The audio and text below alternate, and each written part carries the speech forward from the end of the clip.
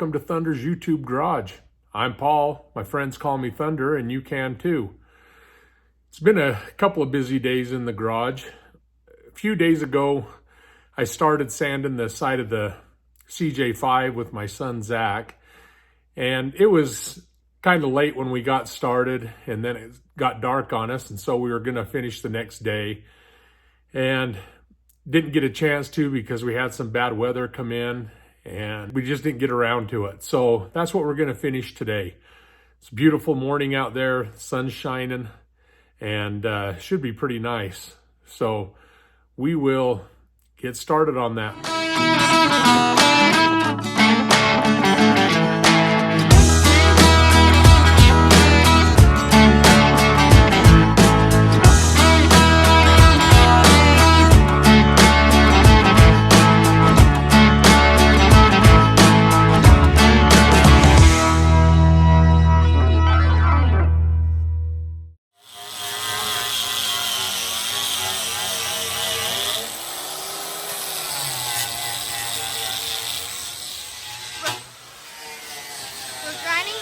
Off right now, or my dad is.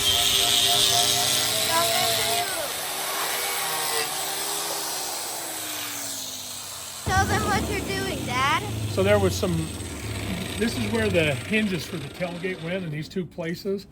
And there's, just like everything else, I got some moisture trapped behind it and was causing it to rust. Fortunately, it was still mostly surface rust. This side over here was a little bit worse. It started pitting a little bit, but I got that clean enough. It's just going to be covered with a hinge again, and I'll treat it before I put the hinges back on. So it's coming along. It just takes a little bit of work. I gotta cut out that rust spot, fix it like I've got this one. About ready to weld that one into place. There's some dents up in here that I want to try pounding out, and I'll probably weld in that patch piece in these bow pockets at the same time when I do all that.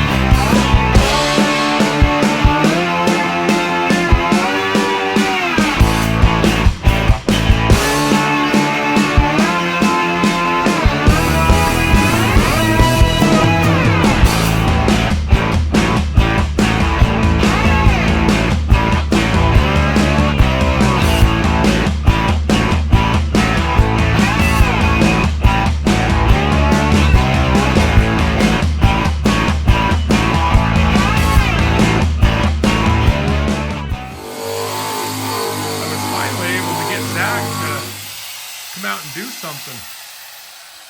This is my son Zach. You haven't met him yet. He took over the grinder.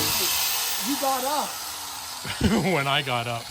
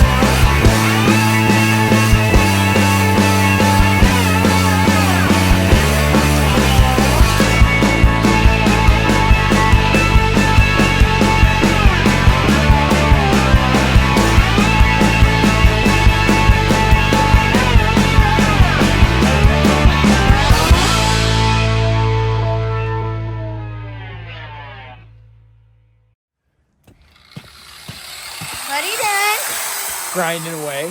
Why? Well, we got to strip the paint off. Why? Find holes, find where the Bondo has been filled in at. So you get the grinder wheel and you just grind it off. It'll bring it down to the bare metal, and you can find all these Can I holes touch that it? people have drilled in. I suppose. I don't know why you want to. Yeah, it's not really a grinder wheel, but it's a paint stripper. Stripper wheel. Yeah. So.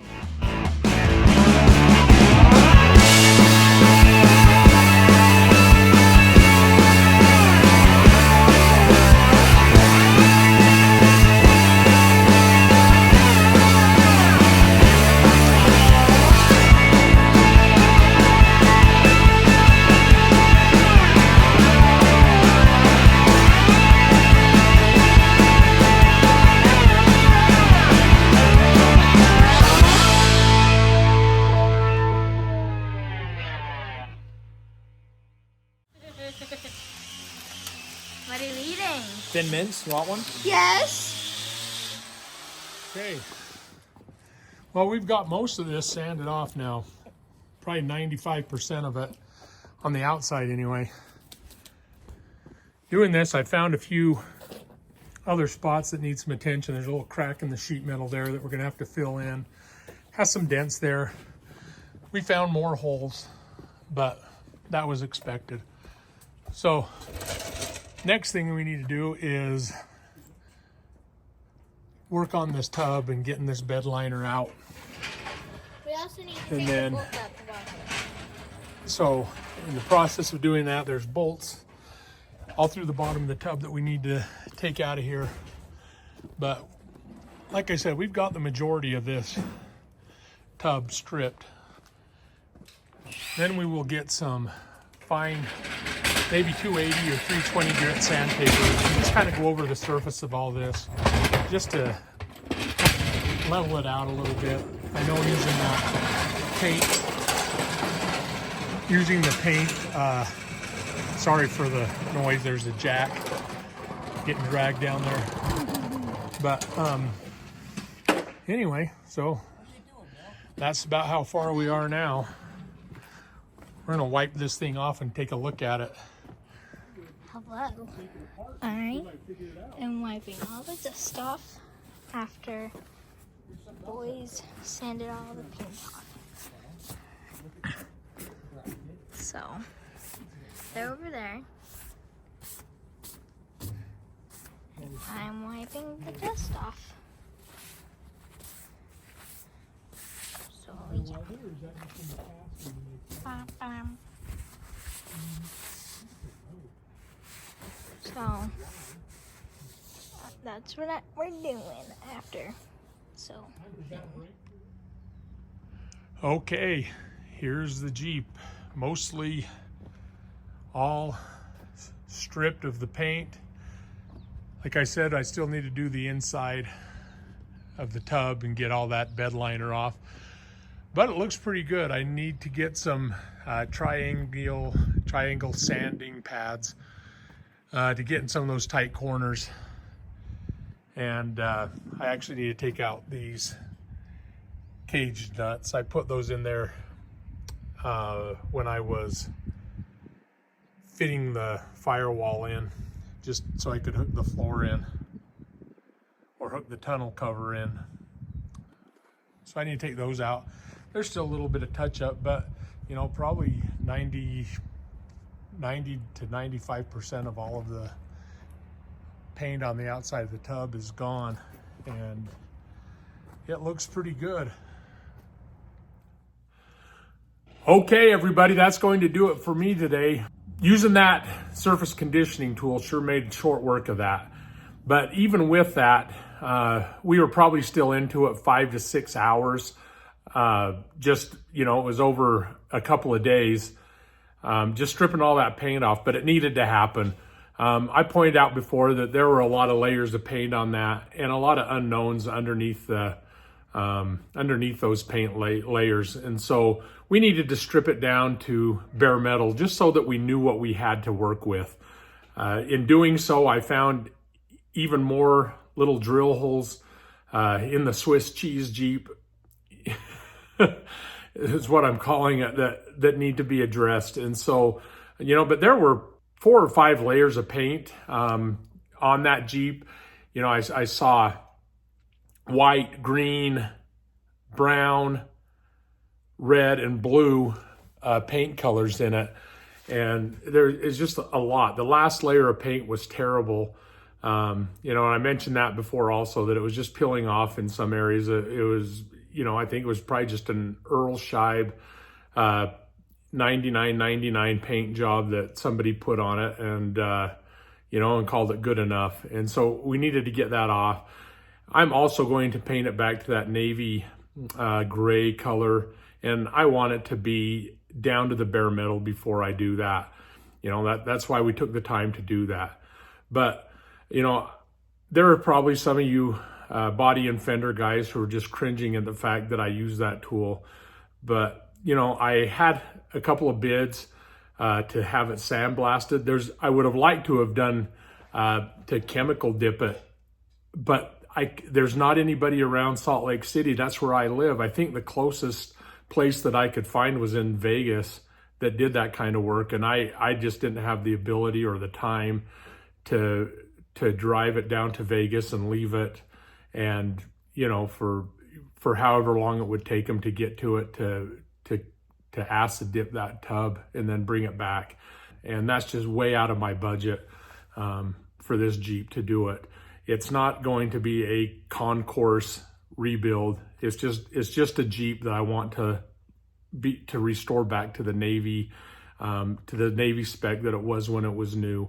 And so that's what I'm going to do. But you know, you have to remember that the Jeeps of that era, they weren't perfect from the factory. They did very little surface prep on them before they painted them. You know, there may be, on some of them, there may be a little bit of body filler where there was a ding or something that happened that they just quickly covered. But for the most part, you could see in the paint where the spot welds were, you know, spot welding the floors to the side panels of those Jeeps. And so, like I said, they weren't perfect. And that's the level of rebuild that I'm going to do on it. I'm not going to spend a lot of time covering spot weld holes so that you can't see them in the paint. I know there's people who do that, and they have these absolutely gorgeous Jeeps that they've restored, and that's fine. I mean, if that's what they want to do, and that's, you know, I'm not one to criticize that at all. I think it's great that they have the knowledge and the talent to do that. But that's not, you know, what I'm about on doing this Jeep project. But that's what I want this Jeep to be, is just that. And so I'm going to wrap this up for the day. And you know, as always, love God and love your neighbor. That's the true key to happiness in this life. I truly believe it. We'll see you next time. Thanks for watching.